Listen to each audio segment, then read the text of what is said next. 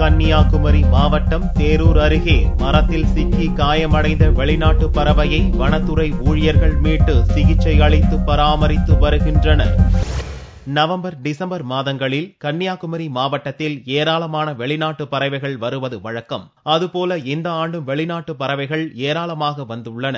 இந்நிலையில் பாம்புதாரா என்ற வெளிநாட்டு பறவை தேரூர் அருகே மரத்தில் சிக்கி உயிருக்கு போராடி கொண்டிருந்தது. இந்த தகவல் அறிந்த வனத்துறை ஊழியர்கள் அங்கு சென்று பறவையை மீட்டு கால்நடைத்துறை மருத்துவர்கள் மூலம் சிகிச்சை அளித்து வருகின்றனர். சிகிச்சை முடிந்து பறவை பூரணமாக குணமடைந்ததும் மற்ற வெளிநாட்டு பறவைகளுடன் குளத்தில் விடப்படும் என்று வனத்துறை ஊழியர்கள் தெரிவித்தனர். வெளிநாட்டு பறவை ஒரு புதர்ல சிக்கி இருக்கு அப்படின்னு தகவல் கொடுத்திருந்தாங்க. நாங்கள் இங்கிருந்து உடனடியாக அங்கே போய் பார்க்கும்போது என்னன்னா, அது பாம்பு தாரான்னு பேர், அந்த பறவைக்கு பேர்.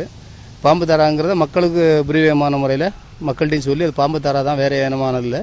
வெளிநாட்டிலேருந்து நம்ம ஏரியில் பூர்வீகமாக இனப்பெருக்கத்துக்காக வரக்கூடியது. இந்த பறவையை இப்போ சுசீந்திரம் 18ஆம் படின்னு சொல்லக்கூடிய இடத்துல உள்ள பாதுகாப்பு குளத்தில் விட்டுருக்கோம். விடும்போது அவங்க பாதுகாப்பான முறையில் அது நீந்தி போறது பார்வைக்கு மக்களுக்கு தெரியும். பறக்கை மற்றும் தேரூர் குளங்களை பறவைகள் சரணாலயமாக அரசு அறிவித்துள்ளது. தற்போது வெளிநாட்டு பறவைகள் குறித்த கணக்கெடுப்பு பணிகளும் நடந்து வருகின்றன. மேலும் பறவைகளுக்கு இடையூறு ஏற்படாமல் இருக்கவும் நடவடிக்கை எடுக்கப்பட்டுள்ளது.